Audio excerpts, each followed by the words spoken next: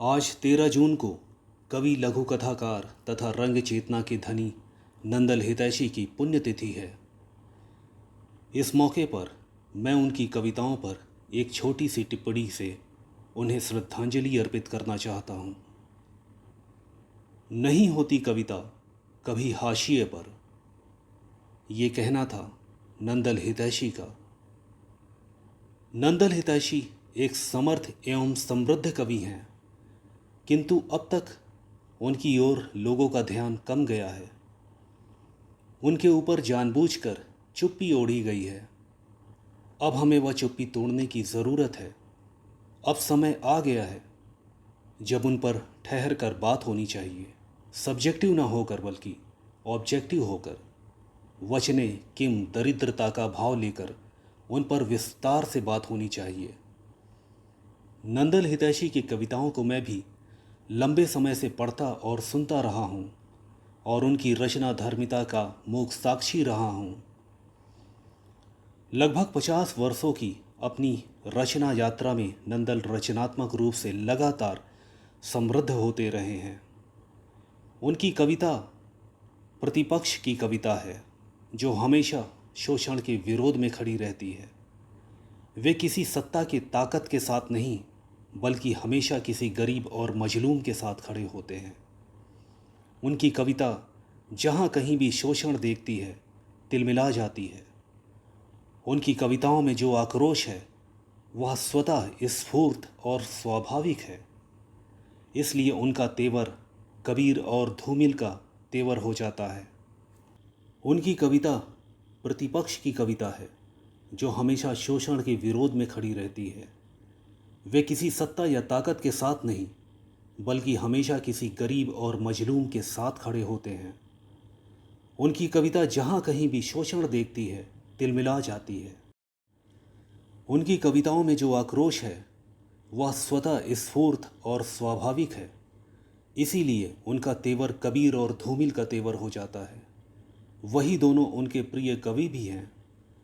वे कबीर की तरह सीधा प्रहार करते हैं और धूमिल की तरह बिना मुलम्मा लगाए अपनी बात कहते हैं। अपने इसी तेवर के कारण उनकी कविताएं पाठक को ठहर कर सोचने के लिए बाध्य करती है। उनकी कविताएं जहाँ खत्म होती है, वहीं से उनकी अनुगूंज आरंभ होती है।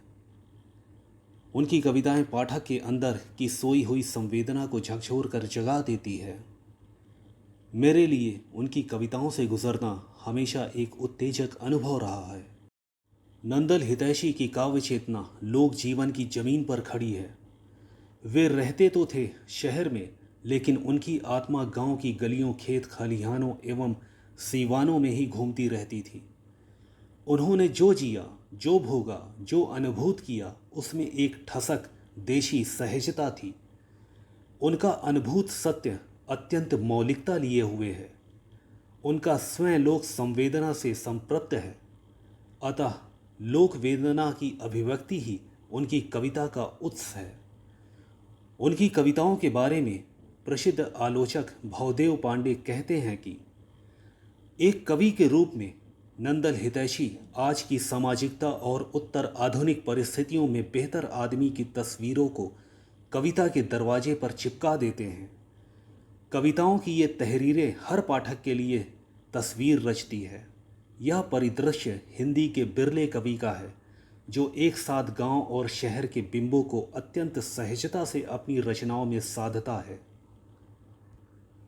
नंदल हितैषी की काव्य भूमि विपुल है और विषम भी। विद्रोह, धर्मिता एवं आक्रोश का स्वर लिए हुए उनकी रचनाओं का बेलोसपन उन्हें एक विशिष्ट जमात में खड़ा करता है। यह विशिष्टता उनके पाठक को नया आस्वाद और नई ताजगी से भर देता है। उनकी कविता शास्त्रीयता की कसौटी पर नहीं, वरन मनुष्य के जीवन की कसौटी पर रखकर समझी जा सकती है। उनकी कविता क्रूर से क्रूरतम होते समय एवं समाज के सामने अनेक सवाल खड़ा करती है। रूप और कथ्य का कसाव कविताओं में अपना अलग सौंदर्य शास्त्र गढ़ता है। उनके संवेदन का कठोर एवं खुरदुरापन शब्दों एवं शब्द चित्रों का अनूठा कैनवास बनाता है, जिसमें मनुष्य की अनेक छवियां अंकित हैं। आज कविता अपने बनाए स्थूल तार्किकता के साँचे में कैद हो गई है। समकालीन कविताएं इस स्थूल बुद्धिवाद का लंबा आख्यान प्रतीत होती हैं। सभ्यता के विकास के साथ यह स्थूलता क्रमशः बढ़ती ही जा रही है। नंदल हितैषी इस मैनरिज्म को तोड़ते हैं। उनकी कविताएं स्थूल आख्यान को नहीं बल्कि तत्व की कविताएं हैं। वे मानवीय संवेदना के हिमवत स्वरूप को पिघला देने वाले रचनाकार हैं। उनकी कविताओं में मानवीय मूल्यों की ध्वंस की चीख यत्र तत्र सुनाई जा सकती है। जहाँ संवेदनाएं कुचली जाती है वहाँ मानव बौना होता दिखाई देता है। नंदल हितैषी वहाँ सजग प्रहरी की तरह इंसान को बेहतर बनाने के प्रयत्न करते दिखाई देते हैं। मानवता के प्रति सजग आदिम रागात्मकता उनकी कविताओं को बासी होने से बचा लेती है। यही मूल्य कविता को सघन और प्रासंगिक बनाता है। नंदल अपनी कविताओं में इसी मानव मूल्य की साधना करते हैं। नंदल हितैषी की वामपंथी प्रतिबद्धता और उनका सामाजिक सरोकार स्वयं सिद्ध है। यह प्रतिबद्धता उन्हें समय से जोड़ती है। उनकी कविताएं समय से वाद विवाद संवाद करती हैं। यथार्थ की खुरदुरी जमीन पर वे सामाजिक सराकारों का बीज वमन करते हैं, जिससे अनेक सामयिक सवाल अंकुरित होते हैं। उनकी बुनियादी चिंता पत्थर के नीचे दबी दूब की तरह पीले होते इंसानों की है। सामाजिक विद्रूपता पर नंदल कबीर की तरह बेरहम प्रहार करते हैं, मूर्ति भंजक बन जाते हैं। वे कहते हैं, ऐसे ही लगते रहेंगे पूरी पीढ़ी के सामने प्रश्न चिन्ह, जब तक इस भीड़ से नहीं उभरेगा कोई और कबीरा सा मूर्ति भंजक। यद्यपि नंदल हितैषी ने जन पक्षधरता और जन सराकारों से स्वयं को हमेशा जोड़ कर रखा, किंतु कविता को महज नारेबाजी से बचाने की पुरजोर वकालत की। उनकी कविता छद्म कविताओं के रेगिस्तान में ओएसिस की तरह है। उन्होंने विचार की कविता तो की, किंतु कविता को विचारधारा के आतंक से सदैव दूर रखा। शोषित पीड़ित मनुष्यता के प्रति उनकी संवेदनाएं एक जेन्युइन कवि की संवेदना है, न कि एक खाए अघाए कवि का बुद्धि विलास। जीवन संघर्षों के उबड़ खाबड़ जमीन पर लड़खड़ाते हुए नंदल ने चतुर्दिक दर्द की व्याप्ति को आत्मसात किया है और उसे अपनी कविता में पिरोया है। अतः कविता नंदल के लिए महज कलाबाजी नहीं है, बल्कि एक गंभीर रचना कर्म है। वे श्रम, शोषण एवं पसीने की चिंता से ओतप्रोत निराला नागार्जुन और धूमिल की परंपरा में आते हैं। वे इस बात का एहसास रखते हैं कि रिक्शा पेट से चलता है, पाँव से नहीं। वह हथेली के गड्ढों का मर्म समझते हैं, किसी बच्चे के सिर पर रखे ईंट के बोझ का दर्द समझते हैं और इसके पीछे छिपी साजिशों का पर्दाफाश करते हैं। वे कहते हैं, इन महाशय का वजन कोई मशीन क्या बताएगी, वह रिक्शे वाला ही काफ़ी है जो रिक्शा पाँव से नहीं पेट से चलाता है। मेरी समझ कहती है कि बड़ी कविता वही होती है जो वस्तु के बाहरी आवरण को चीरकर अंदर का सूक्ष्म दृश्य चित्रित कर दे। जो कविता बाहरी चकाचौंध और नुमाइश के अंदर के स्याह को रेखांकित कर दे और बाहरी विरूपता के भीतर छिपे सौंदर्य को व्यंजित कर दे, वही बड़ी कविता होती है। नंदल हितैषी में यह काव्य क्षमता है और बखूबी है। एक कविता शुभ संकेत में वे लड़कियों के ससुराल में होने का चित्र खींचते हैं। उस शब्द चित्र में चूल्हे की तरह धुआंती, अदहन की तरह उबलती, रोज रोज खियाती, अय्या होती जाती लड़कियों की व्यंजना बहुत बेधक है। एक कविता में नंदल हितैषी मृगछाल पर बैठे शंकराचार्य के अहिंसा पर दिए गए उपदेश की साजिश का पर्दाफाश करते हैं। इसी तरह एक लंबी कविता आईना में वे आईने के झूठ को पकड़ते हैं, जब वह आदमी के आंतरिक विद्रोह को न दिखाकर सिर्फ उसके चिकने चुपड़ेपन को प्रतिबिंबित करता है। इस तरह उनकी कविताओं में अनेक शब्द चित्र हैं जो वस्तु के अंतस में प्रवेश करके उनका मर्म सामने रख देते हैं। जहाँ रोशनी नहीं पहुँचती वहाँ शब्द पहुँच जाते हैं। मतलब अंधेरों और रोशनी से कहीं ज़्यादा ताकतवर है शब्द। नंदल हितैषी के लिए शब्द अंधेरों के खिलाफ एक मजबूत दस्तावेज है।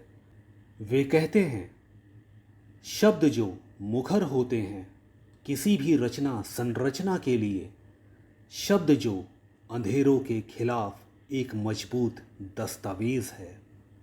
इसी तरह नंदल हितैषी की बाढ़ शीर्षक कविता अपनी व्यंजना मार्मिकता में बड़ी कविता है। गंगा के कछार में बने मकान, जिसमें कवि का मकान भी शामिल है, जब बाढ़ में डूब जाते हैं तब वे मनोरंजन का भी केंद्र बन जाते हैं। जहां एक तरफ बाढ़ में लोगों की त्रासद जिंदगी अपने अस्तित्व के लिए संघर्ष करती हैं, वहीं दूसरी ओर बांध पर मेला लग जाता है, जहां हंसते मुस्कुराते खिलखिलाते लोग चुरमुरा भुट्टा लाई चना खाते हुए पूरे परिवार के साथ आनंद लेते हैं। मानवीय संवेदना की इस विसंगति और विडंबना पर नंदल ने यह बाढ़ शीर्षक से मार्मिक कविता लिखी है। वे कहते हैं, दम तोड़ते किनारे मोहक कड़ी तक भरे थे, पसीज रही थी उनकी चौहद्दी फटी बिवाई, फिर भी शहर के बीचों बीच सुरक्षित थे बंगले, तू क्या जाने पीर पर आई। उनके हाथ आया था एक हसीन पिकनिक का मौका, इसी बहाने खुरिहार रहे थे हनीमून की बोरसी। जब हफ्ते भर के आतंक के बाद पानी खिसक जाता है और जब कछार के तलवे में दरार पड़ जाती है, फिर बंधने लगते हैं खेतों में मचान, तब शुरू हो जाता है एक नया अभियान। यह व्यंजना नागार्जुन की कविता अकाल और अकाल के बाद कविता की याद दिलाती है। बाढ़ कविता की अंतिम पंक्तियां अत्यंत मार्मिक है। फिर बंधने लगे खेतों में मचान, फिर शुरू हुआ घरौंदे बनाने में 2 पीढ़ियों का अभियान, फिर उगारने की हालत में आ गए कुएं, और आज कछार से लौटी एक नन्ही चिड़िया नल की टोटी पर चोंच मार रही है। नंदल हितैषी 80 और 90 के दशक के महत्वपूर्ण हस्ताक्षरों में शामिल कवि हैं। उनकी रचनाएं देश के प्रतिष्ठित पत्र पत्रिकाओं में छपती रही है। वे आलोचनाओं की साजिशों का शिकार भी हुए, किंतु इससे न उनका नुकसान हुआ और न उनकी कविता की चमक फीकी पड़ी। प्रायः हर बड़ा रचनाकार अपने वर्तमान की उपेक्षा का शिकार रहा है। कबीर तुलसी से निराला शमशेर तक सभी अपनी समकालीनता में उपेक्षित हुए, किंतु समय ने उनकी कविताओं का मूल्य समझा। सच तो यह है कि वास्तविकता और मौलिकता काल के आवरण को तोड़कर बाहर आ ही जाती है। वक्त सबसे बड़ा आलोचक होता है। नंदल हितैषी की रचना धर्मिता उन्हें विशिष्ट पहचान देती है। वे बड़ी व्यंजना के बड़ी कवि हैं। उनकी अनेक कविताएं इस बात का पता देती हैं। नंदल भूमंडलीकरण और उदारीकरण के समस्त प्रपंचों और छद्मों को अपनी कविताओं में उजागर करते हैं। उनकी अनेक कविताओं में बाजारवाद और नव साम्राज्यवाद की कुचक्रों पर प्रहार मिलता है। वे एक जागृत प्रहरी की तरह सर्वहारा को सजग करते हैं और पूरी ठसक के साथ उसके पक्ष में खड़े होते हैं। वे मध्यम वर्ग के द्वंद्वात्मक छटपटाहट का रहस्य खोलते हैं। वे समझते हैं कि अन्याय जिधर है, शक्ति भी उधर है। पूंजी की गोद में बैठे नव धनिकों के चरित्र को अपनी अनेक कविताओं में बेनकाब करते हैं। वे कविता के माध्यम से राष्ट्र के निरर्थक मौन को तोड़ने के लिए नए मुहावरों की तलाश करते हैं।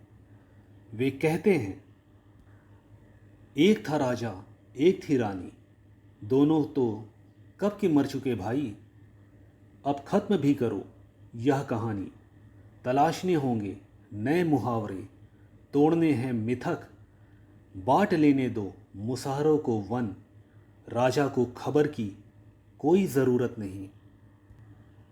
नंदल हितैषी अपने परिवेश से जुड़े कवि हैं। उनके लिए कहीं से भी शुरू हो सकती है कविता। आदमी की बेहतरी के लिए कहीं से भी शुरू हो सकता है कोई आख्यान भ्रम की स्थापना के लिए। उनके लिए कहीं दूर जाने की ख्याली जुमले जुटाने की ज़रूरत नहीं है। वे अपने वर्तमान परिवेश से लगातार संवाद करते हैं। उनकी सबसे बड़ी ताकत है उनकी अंतर्दृष्टि, वह दृष्टि जो समाज के झिलमिल पर्दे को चीरकर परिवेश के अति यथार्थ को सामने रख देती है। उनकी भरसक यही कोशिश रहती है कि मनुष्य की बेहतरी के लिए आवाज़ उठाएं। वे उस मनुष्य के साथ खड़े होते हैं जो तमाम दुश्चक्रों को सहकर भी चुप नहीं बैठता, जो जीवन में हार कर भी अपराजेय रहता है, जो जीवन भर घोड़े की तरह दौड़ता है, हांफता है, तिनका तिनका जोड़ता है, हवाओं के खिलाफ आगे बढ़ता है और अंत में वो पाता है कि वह जिंदा ही कब था। ऐसे मनुष्य की संवेदना को नंदल अपनी आवाज़ देते हैं। वे कहते हैं, फिर मरने लगा बच्चों की रोजी रोटी के लिए, कुछ सफ़ेद और कुछ स्याह के लिए, यानी शादी और ब्याह के लिए। और फिर मरने लगा सकुशल पेंशन के लिए, जाहिर है नो टेंशन के लिए। और अब कमरे में उपेक्षित पड़ा सोचता हूँ, आखिर मैं जिंदा ही कब था। नंदल हितैषी की पेड़ बनाम आदमी मेरी सबसे प्रिय कविता है। पेड़ की संवेदना को व्यंजित करने वाली इससे अच्छी कविता अभी तक मैंने नहीं पढ़ी, जिसमें कहा गया है, पेड़ जितना झेलता है सूरज को, सूरज कभी नहीं झेलता। पेड़ जितना झेलता है आदमी को, आदमी कभी नहीं झेलता। पेड़ के इस मर्म को वही समझ सकता है जिसे परकाया प्रवेश की कला आती है। पेड़ यहाँ शिव की तरह विषपान करता दिखाई देता है। आदमी उजाले में जो उगलता है विष, महज पेड़ ही उसे पचाते हैं। इस कविता में बगलों के लिए तालाब बन जाते हैं वृक्ष, और जब ठूठ होते हैं तब फलते हैं गिद्ध जैसे बिंब हिंदी कविता में अत्यंत अछूते और हटके हैं। नंदल हितैषी की यह कविता हिंदी कविता के इतिहास की कालजयी कविताओं में अपना स्थान बनाती है। हिंदी आलोचना का ध्यान इस कविता की ओर अवश्य जाना चाहिए। कुछ पंक्तियाँ इस कविता को महाकाव्य की ऊंचाई पर ले जाती है। उदाहरण के लिए, पेड़ कभी धरती पर भारी नहीं होते, आदमी की तरह आरी नहीं होते, क्योंकि पेड़ अपने जमीन पर खड़े हैं, इसलिए आदमी से बड़े हैं। जहाँ तक नंदल की भाषा की बात है, वे तत्सम तद्भव के साथ साथ देशज शब्दों का धड़ल्ले से प्रयोग करते हैं। यह उनकी लोक संप्रति का परिचायक है। हिंदी, अंग्रेजी, उर्दू, फारसी के शब्द उनकी कविता में ऐसे आते हैं जैसे शब्दों की पच्चीकारी की गई हो। इस दृष्टि से वे निराला और शमशेर की याद दिलाते हैं। भाषा के प्रति नंदल हितैषी अत्यंत सजग रचनाकार हैं। उनकी भाषा अर्थ संप्रेषण में पूरी तरह सफल होती है। उन्हें अपनी हिंदी भाषा पर गर्व है। वे चिंतित हैं हुक्मरानों की भाषाई नीति पर, जो राष्ट्रीय फूल का निर्धारण तो कर लेते हैं किंतु एक राष्ट्रभाषा को मान्यता नहीं दे पाते। इस बात को लेकर वे कहते हैं, ढेरों राष्ट्रीय प्रतीक हैं, कुछ इतिहास के पन्नों में, कुछ राष्ट्रीय संग्रहालयों में, अगर नहीं है तो एक राष्ट्रीय भाषा। हुक्मरानों अपने देश की यह कैसी परिभाषा। वस्तुतः कविता का मध्यम मार्ग नहीं होता, या तो कविता होती है या नहीं होती है। कविता है की कोटि में नंदल हितैषी की कविताएं पुरजोरी से अपना स्थान बनाती है। बिना किसी आत्मश्लाघा के नंदल हितैषी मनुष्य की बेहतरी के लिए कविता को साधते रहे हैं। एक न एक दिन उनकी काव्य साधना को अवश्य रेखांकित किया जाएगा। इसी आशा और विश्वास के साथ उनकी पंक्तियों से ही मैं विराम लेता हूँ। नहीं होती कविता कभी हाशिए पर, कुम्हार के आवों में खर होती, जब संगीत रचती है पंक्तियों की चरमराहट और भी मजबूत होती, लोहार की निहाई पर पैनी होती, हथौड़े की रिदम पर थिरकती, हवा के मानिंद बहती है कविता। तो ये थी रविनंदन सिंह के शब्दों में नंदल हितैषी की काव्य रचना और उनकी काव्य चेतना पर प्रकाश डालती एक सार्थक प्रतिक्रिया। आज नंदल हितैषी हमारे बीच नहीं रहे, लेकिन उन्होंने अपने लेखन और चिंतन के द्वारा जो मार्ग हमें दिखलाया है और जिस प्रकार से उन्होंने अपने संपूर्ण जीवन में साहित्य की सेवा की है, हम सदा ही उनके ऋणी रहेंगे। इसी के साथ मैं दिनेश कुशवाहा आपसे विदा लेता हूँ। फिर मुलाकात होगी।